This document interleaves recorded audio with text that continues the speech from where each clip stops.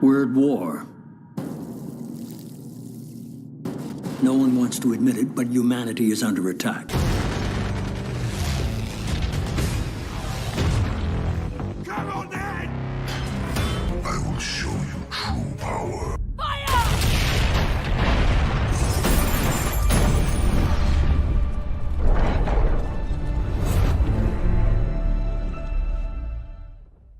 Are video games responsible for real-world acts of violence? No. Yeah, let's think about that for a second. Yeah. Absolutely not.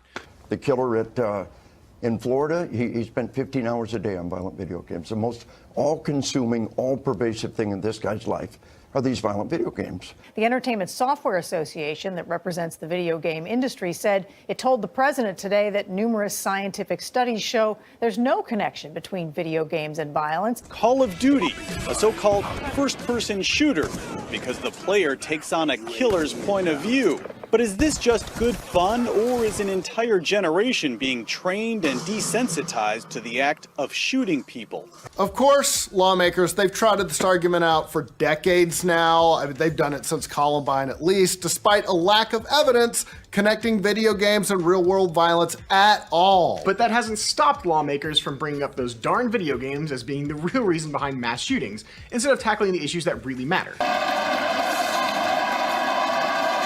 15,000 people, all here to watch their favorite players compete in the North American finals of League of Legends, currently the most played video game in the world.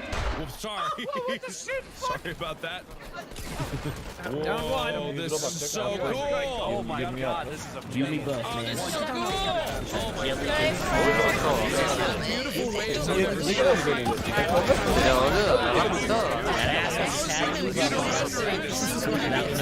Basically, if you played a whole bunch of games, it was what are you doing with your life? And why are you playing so many games? Go focus on something else. Whereas now, there's the beginning of it being thought of as a career or something that you could actually accomplish. The games industry is stronger than ever, and it's growing. The games industry's total revenue in the US rose to a record-setting total of $36 billion in 2017.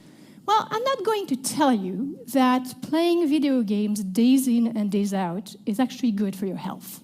It's not, and binging is never good. But I'm going to argue that in reasonable doses, actually the very game I showed you at the beginning, those action-packed shooter games, have quite powerful effects and positive effects on many different aspects of our behavior.